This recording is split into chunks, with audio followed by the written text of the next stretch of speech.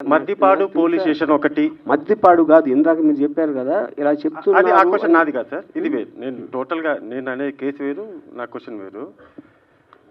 మద్దిపాడు పోలీసులు RGV den దగ్గరికి వచ్చిన తర్వాత 2 days మీరు కనిపించలేదు సార్. సినిమా షూటింగ్ 2 days అని ఎలా చెప్తున్నారు? మీరు కనిపించలేదు. వాళ్ళు ఉన్నది 2 గంటలు, ఇప్పుడే చెప్పా 3 సార్లు. ఒక 2 days బ్యాక్ వరకు కూడా మద్దిపాడు పోలీసులు హైదరాబాద్ లో ఉన్నారు సార్. అక్కడ మీరు చెప్పారా? నాకు తెలుసు సార్, నా దగ్గర ఉంది సార్, ప్రూఫ్ ఉంది. చూపించండి ఇప్పుడే. ఆయన పేరు నోట్ చేసుకోండి. నా పేరు మధు సార్, మహాన్యూస్ లో పనిచేస్తాను. మీరు పోలీస్ ఆఫీసర్ 2 రోజుల నుంచి మేము గాలిస్తున్నాం అన్న వీడియో మీరు చూపిస్తే కనుక సార్ నేను మీకు ₹1,00,000 ఇస్తాను ఇమీడియట్ గా. చూసుకోండి రండి సార్. ఈ ప్రెస్ మీట్ అయిపోయిన తర్వాత మీకు ఆడియో వినిపిస్తాను సార్. ఆడియో ఎవడన్నా మాడతాడు? నాకు పోలీస్ ఆఫీసర్ వీడియోలో చెప్పింది చూపించండి. ఆడియో లేదు, మీకెందుకు మాట్లాడారు? ఇప్పుడు ఒకటి ఇవన్నీ అనవసరం సార్. నేను ఒకటే చెప్తున్నాను, సింపుల్ గా ఇది నాన్ సెన్స్ అనకండి సార్. ఎందుకంటే క్వశ్చన్ మేము అడగాలి, మీరు ఆన్సర్ చెప్పాలి. నాన్ సెన్స్ చెప్పట్లేదా? నేను కాదు, మీరు ఇక్కడ కూర్చుని మీరు వాళ్ళు చెప్పారు 2 రోజులు ఉన్నారన్నారు. 2 రోజులు 2 రోజులు కాదు, 3 రోజులు సార్, 1 day వాట్ ఎవర్. నేను ప్రూఫ్ అడుగుతున్నా. అదే సార్ నేను అడిగింది. పోలీసులు చూపించకుండా ఊరికే మాట్లాడద్దు, అది నేను చెప్పేది. ఓకే, సినిమా షూటింగ్ అని చెప్పారు కదా సార్, సినిమా షూటింగ్కి వెళ్ళామని చెప్పారు. ఏ సినిమా సార్? ఏం సినిమా మీకు ఎందుకు చెప్పాలండి? ఇప్పుడు ఎందుకని పిలిచారు? కాదు అసలు నువ్వు పోలీస్ మీరు పిలిచారు కాబట్టి మేము వచ్చాం sir. I don't want to talk. మీ సమాధానం లేనప్పటికీ ఇలానే నేను మీకు చెప్పను. ఇప్పుడు ఒకటే నేను ఇందాక ఒక చాలా ఇంపార్టెంట్ పాయింట్ చెప్పాను.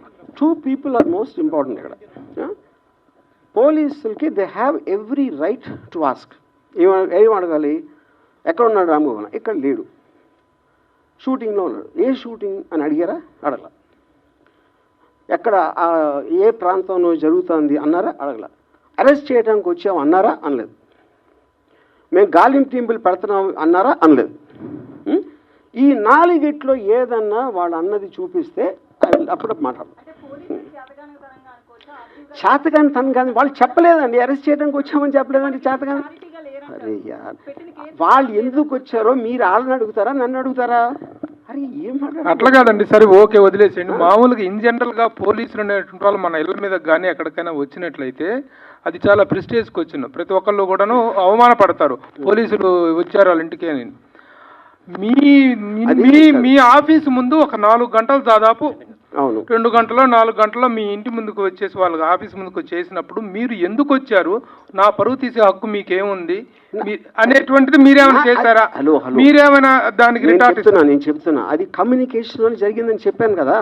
ఆల్రెడీ నాకు వాళ్ళు వచ్చి నోటీస్ ఇచ్చారు కదా, మా ఇద్దరి మధ్య కమ్యూనికేషన్ ఉంది కదా. ఉన్న తర్వాత వాళ్ళు వచ్చారు, అప్పుడు నేను లేను.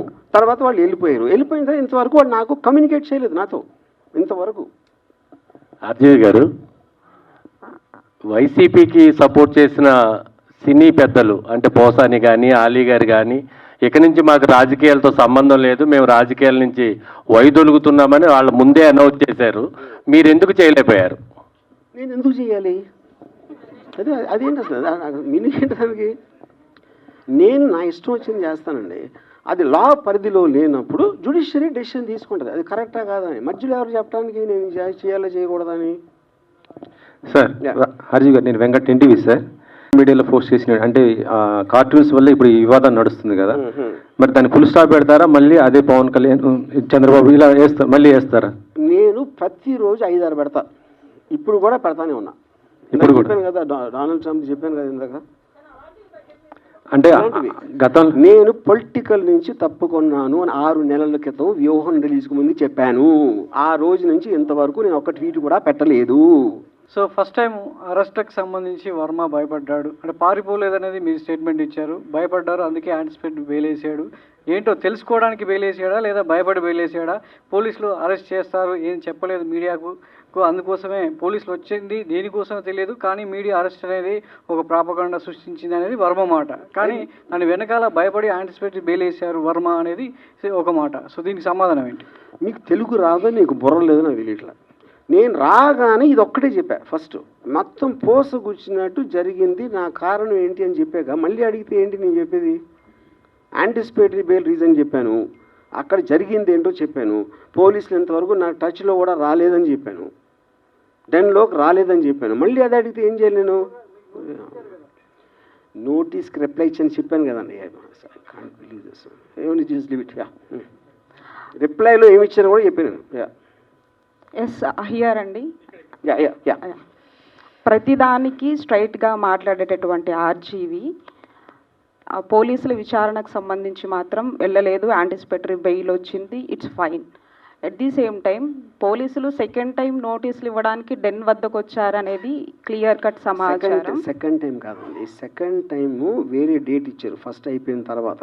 ఓకే, ఆ డేట్లో నేను 10 o'clockకి నేను రిప్లై పెట్టాను, నాకు ఫర్దర్ టైం కావాలి, లేకపోతే వర్చువల్గా వీడియోలో వస్తాను. ఓకే, ఇప్పుడు రాని ఫోన్ ఎందుకు స్విచ్ ఆఫ్ వచ్చింది? అది చెప్తున్నాను. ఓకే ఓకే అది నేను చెప్పలేదు ఇందాక. నేను 2 o'clock వరకు నా ఫోన్ స్విచ్ ఆన్లో ఉంది. ఓకే, దాని తర్వాత వాళ్ళు వచ్చింది 10:30కి. 2 o'clockకి స్విచ్ ఆన్ చేసిన దానికి ఒక్కటి మీడియా వాళ్ళు విపరీతంగా అందరూ ఫోన్ చేసి ఇది ఏమైపోతుంది, పోలీసు ఎందుకు వచ్చారు, బ్లా బ్లా బ్లా బ్లా బ్లా, అది నా వర్క్ ఉంది. సెకండ్ రీజను, నేను యాంటిసిపేటరీ బెయిల్ చేసినప్పుడు దానికి ఒక 5 వేరే వాళ్ళు చేస్తున్నారు ఒకేసారి అన్న దాని మీద, దానికి ఎలాంటి స్కీమ్ అయ్యి ఉంటుంది, ఎందుకు చేస్తానని హరాస్ చేయటానికని ఆలోచించడానికి నాకు కావాల్సిన టైం దానికి నేను స్విచ్ ఆఫ్ చేశాను. అది ఎప్పుడైతే డెసిషన్ తీసుకున్నానో ఇమ్మీడియట్గా స్విచ్ ఆన్ చేసి ఇక్కడే ఉన్నానని చెప్పాను. వర్మ గారు, మీరు సంవత్సరానికి ముందు జరిగింది ఇప్పుడు ఎందుకు మళ్ళీ తీస్తున్నారు అంటున్నారు. సంవత్సరానికి ముందు మీరు చేసినటువంటి పోస్టులు, మీ అకౌంట్ నుంచి వచ్చినటువంటి పోస్టులు, తర్వాత వచ్చినటువంటి సినిమాలకు సంబంధించి అప్పుడు పవన్ కళ్యాణ్ ఉద్దేశించి మీరు చేసినటువంటి కొన్ని వ్యాఖ్యలు, అప్పుడు జనసేన వాళ్ళు రియాక్ట్ అయ్యారు, కొంతమంది పోలీస్ స్టేషన్ దగ్గర కూడా కంప్లైంట్ ఇచ్చారు. బట్ ఏమనంటే అప్పుడున్నటువంటి గవర్నమెంట్ ఆ కంప్లైంట్లు తీసుకోలేదు.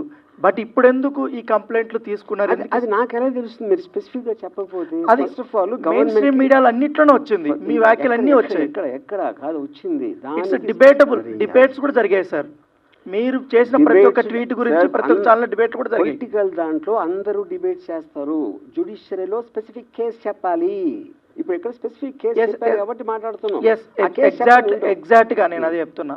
మీరు పెట్టినటువంటి 3 గాడిదలకి ఆ ఫోటోలు పెట్టారు కదా, 3 ఫోటోలు, అదేను వ్యూహం సినిమాలో పవన్ కళ్యాణ్ పోలినటువంటి వ్యక్తి పెట్టి అక్కడ ఉన్నటువంటి సందేశాలు కానీ వ్యాఖ్యలు కానీ వాటి మీద జనసేన వాళ్ళు మీ డెన్ దగ్గరకు వచ్చారు, మీ పైన ఆరోపణలు చేశారు. ఆరోపణలు కాదు, అరిశారు. తర్వాత మీరు కూడా ప్రెస్ మీట్లు పెట్టారు. వాళ్ళు కేసులు పెట్టినా కూడా కేసులు తీసుకునేది అప్పుడు ప్రభుత్వం. నేను అదే అంటున్నా, ఆ కేసు ఎక్కడ పెట్టారు నాకు ఎట్లా తెలుసు? ఆంధ్రాలో విజయవాడలో పెట్టారు. వచ్చి అరిసింది డెన్ దగ్గర. ఎక్కడ పెట్టారు కేసు చెప్పండి, ఏ స్టేషన్లో చెప్పి పెట్టారు? పంజాగుట్లో కూడా కేసులు పెట్టారు, బట్ తీసుకోలేదు అప్పుడు. నేను అదే అడుగుతున్నా, పంజాగుట్లో ఎలా పెడతారు అంటే ఎలాగంటే నా జ్యూరిస్డిక్షన్ అనా? అభిమానులు మనోభావాలు దెబ్బతిన్న తర్వాత అది ఓకే. నేనేమంటున్నానంటే పోలీసు కేసు తీసుకోకపోతే నేను ఎట్లా ఆన్సర్ చేస్తాను దానికి? పోలీసు డిపార్ట్మెంట్ ఇస్ డిఫరెంట్, నాకు సంబంధం లేదు. I'm film maker.